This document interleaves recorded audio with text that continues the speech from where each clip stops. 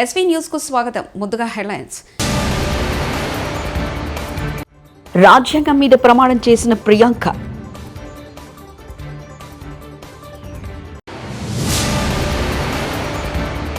Food poison కు కారణం ఇదే. మంత్రి సీతక్క సంచలన వ్యాఖ్యలు.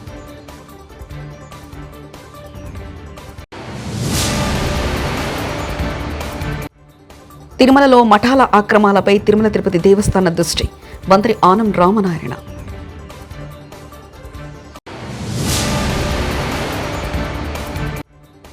పోలీస్ డ్రోన్లు వస్తున్నాయి. మందు బాబులు పరారు. కేరళ వాయనాడ్ నుంచి 4 లక్షల పైగా ఓట్లతో గెలిచిన ప్రియాంక గాంధీ ఈరోజు పార్లమెంటరీ ప్రజాస్వామ్యం కోసం లోక్సభకు చేరుకున్నారు. ఈ క్రమంలో ఆమె లోక్సభలో పదవీ గోప్యత ప్రమాణ స్వీకారం చేశారు. పార్లమెంట్ హౌస్కు చేరుకున్న ప్రియాంక చాలా సంతోషంగా ఉన్నారని అన్నారు. తల్లి సోనియా గాంధీ, సోదరుడు రాహుల్ గాంధీతో కలిసి ప్రియాంక పార్లమెంట్ హౌస్కి చేరుకున్నారు. ఆ క్రమంలో లోక్సభ స్పీకర్ ఓం బిర్లా ఆమె పేరు పిలవగా ఆ తర్వాత చేతిలో రాజ్యాంగ పుస్తకంతో వచ్చి ప్రియాంక ప్రమాణం చేశారు. సభకి సదస్య నిర్వాచిत हुई हूं, सत्यनिष्ठा से प्रतिज्ञान करती हूं कि मैं विधि द्वारा स्थापित भारत के संविधान के प्रति सच्ची श्रद्धा और निष्ठा रखूंगी। मैं भारत की प्रभुता और अखंडता अक्षुण्ण रखूंगी तथा जिस पद को मैं ग्रहण करने वाली हूं उसके कर्तव्यों का శ్రద్ధాపూర్వక. హాస్టల్లో జరిగే వాటి వెనుక మాకు అనుమానాలున్నాయి. వాటిని ఆధారాలతో బయటపెడతాం. హాస్టల్లో ఉన్న వాళ్ళతో లింకులు పెట్టుకుని ఏమేం చేస్తున్నారో కూడా త్వరలో బయటపెడతాం. అలాంటి కుట్రలకు తెరలేపిన అధికారుల మీద కూడా క్రిమినల్ కేసులు పెట్టి ఉద్యోగం నుండి తొలగిస్తామంటూ మంత్రి సీతక్క సంచలన వ్యాఖ్యలు చేశారు. ఈ హాస్టళ్లలో జరిగే వాటి వెనుక కుట్రలు కూడా మేము తొందరలోనే బయట పెడతాం. ఖచ్చితంగా కొంతమంది హాస్టళ్లలో ఉండేటువంటి వాళ్లతో కూడా కొన్ని లింక్స్ పెట్టుకొని అవన్నీ ఏమేమి జరుగుతున్నాయో అవన్నీ కూడా బయటికి తీస్తాం. ఆ అధికారులు ఎవరైనా అట్లాంటి వాటి కుట్రలకు తెరలేపితే వాళ్ళ మీద క్రిమినల్ కేసులు పెడతాం. సర్వీస్ నుంచి కూడా రిమూవల్ చేస్తామని కూడా ఈ సందర్భంగా హెచ్చరిక చేస్తాం. అదే చెప్తామంటున్నాం కదా, ఆధారాలతో చెప్తాం. అదే వెనుక రాజకీయ పార్టీ ఉంటారు, ముంగట ఎవరో ఒకరు వాళ్ళ అన్యాయాలు వాళ్ళకి సంబంధించిన మనసు చెప్తాం. మాకు డౌట్స్ ఉన్నాయి. ఈ హాస్టల్స్ లలో జరిగే వాటి మీద మాకు డౌట్స్ ఉన్నాయి కాబట్టి మేము వాటితో వివరంగా చెప్తాం. బహిరంగ ప్రదేశాల్లో గంజాయి, మద్యం తాగుతున్న మందుబాబులపై అనంతపురం జిల్లా పోలీసులు డ్రోన్ల ద్వారా ప్రత్యేక నిఘా పెట్టారు. గత 2 రోజుల నుంచి బహిరంగ ప్రదేశాల్లో మందుబాబులను గుర్తించారు. దీంతో పోలీస్ డ్రోన్ శబ్దం విన్న మందుబాబులు పరుగులు తీస్తున్నారు. అనంతపురం నగర శివార్లోని కెనాల్ సమీపంలో రైల్వే ట్రాక్ వద్ద మందు తాగుతూ అసాంఘిక కార్యకలాపాలకు పాల్పడుతున్న వారిని డ్రోన్ కెమెరాలతో పోలీసులు గుర్తించారు. ఏపీలో కూటమి ప్రభుత్వం ఏర్పడినప్పటి నుంచి గంజాయి, మత్తు పదార్థాల నియంత్రణపై ప్రత్యేక చర్యలు చేపట్టింది.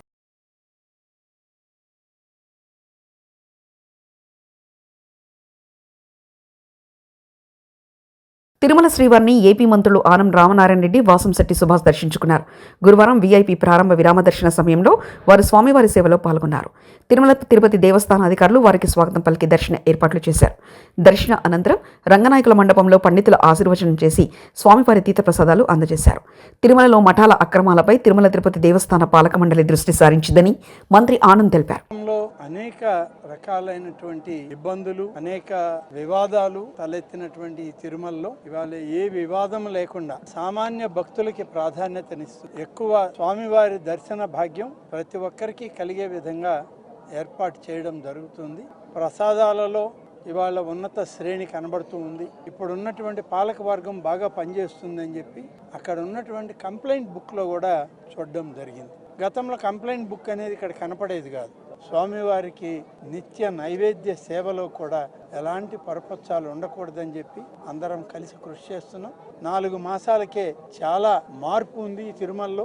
నేను ఈ 4 మాసాల్లో దాదాపు 5 దఫాలు వచ్చి వెళ్ళాను. మొదటి దఫా వచ్చిన దానికి ఇప్పుడు వచ్చిన దానికి చాలా మార్పు ఉంది. ధూపదీప నైవేద్యాలు గతంలోనే మొదలయ్యాయి, కానీ అవి 5,000 రూపాయలే 5,400 ఆలయాలకి ఇస్తూ వచ్చాం. ఈ 5,000 రూపాయల ధూపదీప నైవేద్యాన్ని 10,000 రూపాయలకి చంద్రబాబు నాయుడు గారు ఎన్నికల ప్రణాళికలో పెట్టి వచ్చిన వెంటనే దాన్ని పూర్తి చేసి 10,000 రూపాయలని ధూపదీప నైవేద్యం కింద కొత్తగా ఇవ్వడానికి నిర్ణయించుకోవడం జరిగింది. అది ఇప్పటికే ఆదేశాలు ఇచ్చాం. మొదటి విడత ముందుగా ఇస్తున్నటువంటి 5,400 ఆలయాల్లో రెన్యువల్ చేశాం. కొత్త ధూపదీప నైవేద్యం కొత్త ఆలయాల్లో ఇవ్వడానికి ఇవాళ అన్ని చర్యలు తీసుకుంటున్నాం. ఒక 4 రోజుల క్రితమే శాసనసభ సమావేశాలు అయిపోయాయి. అనేక అప్లికేషన్లు వచ్చాయి. అప్లికేషన్లు అన్నీ కూడా స్క్రూటినీ చేస్తున్నారు అధికారులు. ఒకసారి స్క్రూటినీ పూర్తయ్యాక కొత్త ఆలయాలకు కూడా ధూపదీప నైవేద్యం ఇవ్వడం జరుగుతుంది. గతంలో అనేక దశాబ్దాలుగా ప్రభుత్వాలు ఇక్కడ పాలక వర్గాలు మఠాలకి పీఠాలకి స్థలాలు ఇచ్చి తిరుమల ఔన్నత్యాన్ని తిరుమల యొక్క ఆధ్యాత్మికతను పెంచడానికి కృషి చేయాలని కండిషన్స్ పెట్టే స్థలాలు ఇవ్వడం జరిగింది. కానీ గడిచిన 5 సంవత్సరాల్లో వాటిని పట్టించుకునేటువంటి పరిస్థితి లేదు. అనేక రకాలుగా వివాదాలు తలెత్తాయి. పీఠాలలో వివాదాలు వచ్చాయి, అలాగే ఆధ్యాత్మిక కేంద్రాల్లో కూడా ఈ యొక్క వివాదాలు వచ్చాయి. ఒకటొకటిగా పరిష్కరిస్తూ వస్తున్నాం. ఇటీవలే పాలకవర్గం వచ్చింది, కొత్త పాలకవర్గం కూడా దీని మీద దృష్టి సారించింది. ప్రభుత్వం కూడా వారికి సహకరించి ఈ యొక్క పీఠాలు మఠాలు ఆధ్యాత్మికతను పెంచడానికి అవసరమైన కార్యక్రమాలు ఏమున్నా వాటిని సమర్థిస్తాం. అంతేకాని వ్యాపారాత్మక ధోరణిలో కానీ ఇక్కడ ఎవరైనా ఏర్పాట్లు చేస్తే వాటిని ఖండించడం తప్పనిసరి అవుతుంది. ప్రభుత్వం కూడా దాన్ని చూస్తూ ఉపేక్షించదు. మహాత్మా జ్యోతిరావు పూలే వర్ధంతి సందర్భంగా తాడేపల్లిలో ఆయన చిత్రపటానికి పుష్పాంజలి ఘటించి నివాళులర్పించారు వైఎస్ఆర్సీపీ అధ్యక్షులు వైఎస్ జగన్, పార్టీ నేతలు.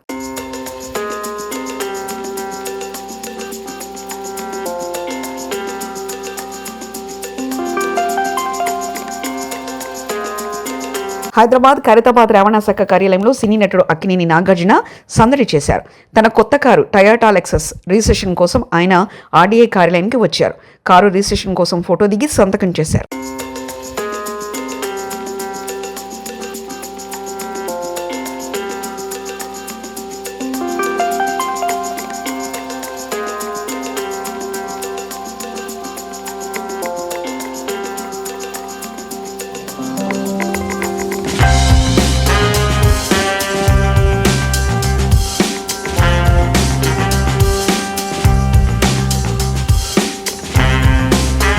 గురుకుల ఫుడ్ పాయిజనింగ్ ఘటన వెనుక కేటీఆర్, ఆర్ఎస్ ప్రవీణ్ కుమార్ హస్తముందంటూ కాంగ్రెస్ మహిళా నేత బండ్రు శోభారాణి వ్యాఖ్యానించారు.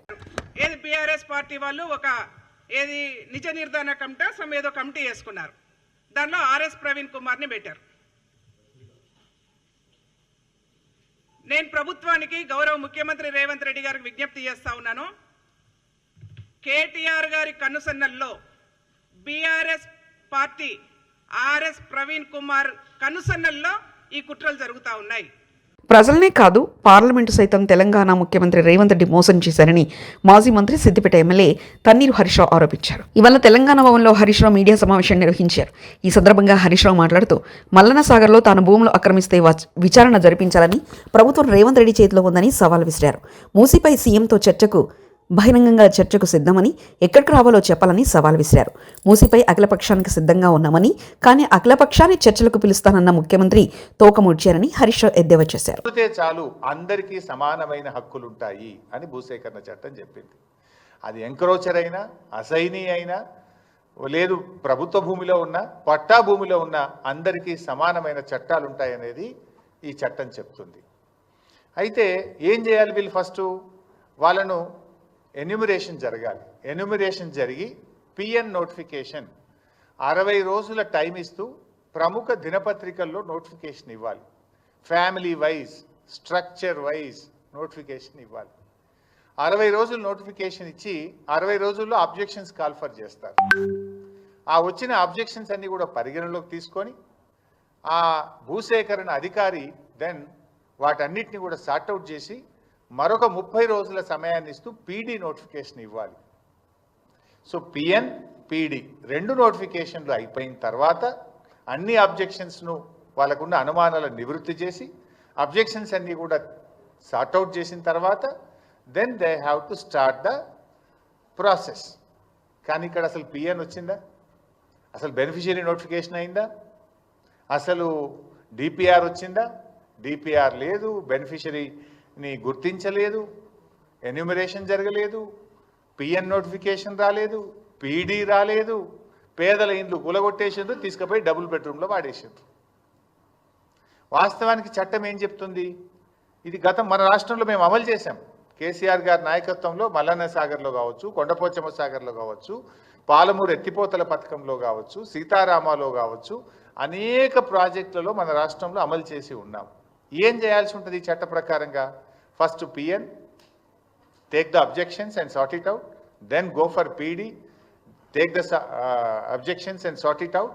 PNPD అయిన తర్వాత వాళ్ళు ఉంటున్నటువంటి స్ట్రక్చర్, అది గుడిసేనా, గూనె పెంకల ఇల్లా, అది పక్కా ఇల్లా, ఏదైనా కూడా ఆ ఇంటికి R&B లేదా పంచాయతీరాజ్ అధికారులు వెళ్ళి ఆ పాత ఇంటికి ఎంత వాల్యూ ఉంటుందో వాల్యుయేషన్ చేస్తారు.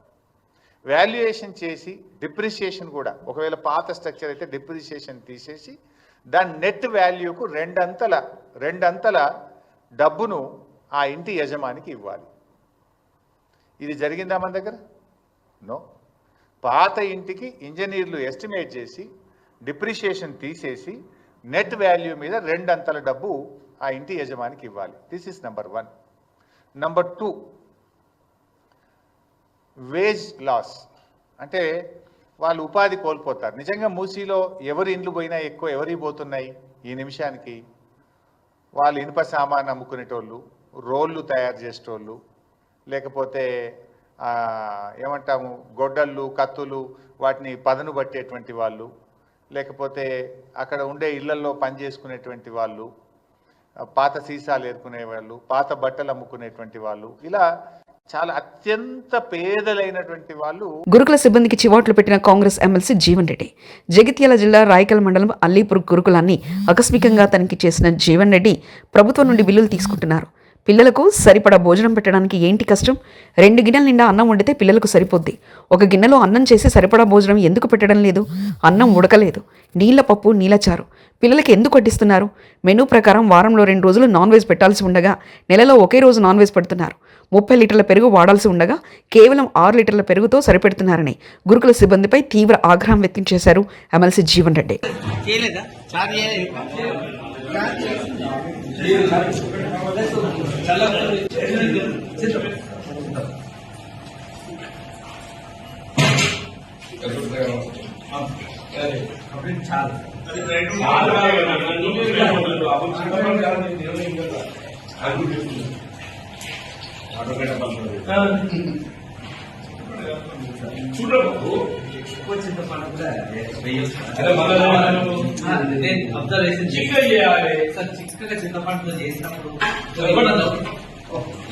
నువ్వు 1/3 పెరుగు 2/3 నీళ్ళు చూడాలి.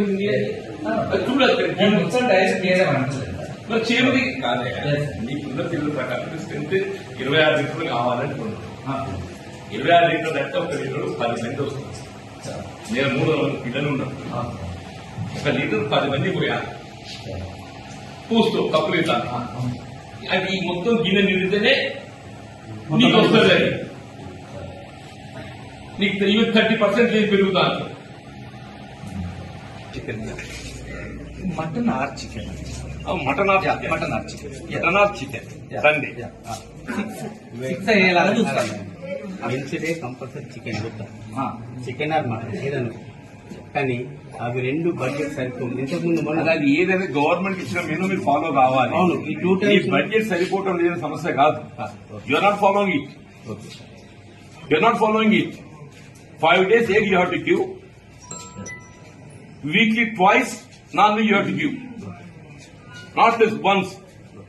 ఇది నేను అన్నది కాదు. ఇది నేను మీరు చూసినా చెప్పండి. నువ్వు నాకే లోపల చదువు. వారానికి 5 పొడుగులు ఇవ్వాలి. నేను ఒకసారి ఇచ్చినంత ముందు 8 రోజులకి పొడుగులు ఇవ్వాలి. వారానికి ఎన్నిసార్లు నాన్ వెజ్ ఇస్తుండ్రు?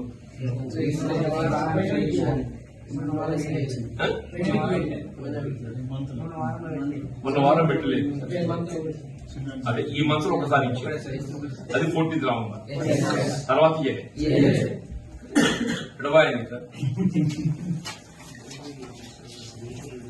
ప్రభుత్వ ప్రాథమిక ఉన్నత పాఠశాలను సందర్శించిన సంగారెడ్డి జిల్లా కలెక్టర్ వల్లూరు క్రాంతి.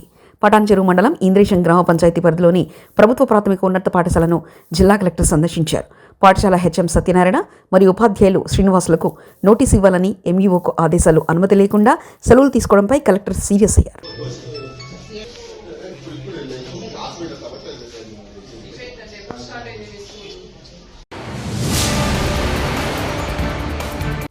రాజ్యాంగం మీద ప్రమాణం చేసిన ప్రియాంక.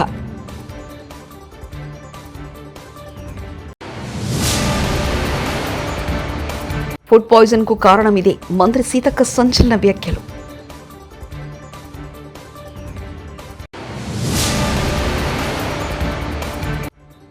తిరుమలలో మఠాల ఆక్రమాలపై తిరుమల తిరుపతి దేవస్థాన దృష్టి. మంత్రి ఆనం రామనారాయణ.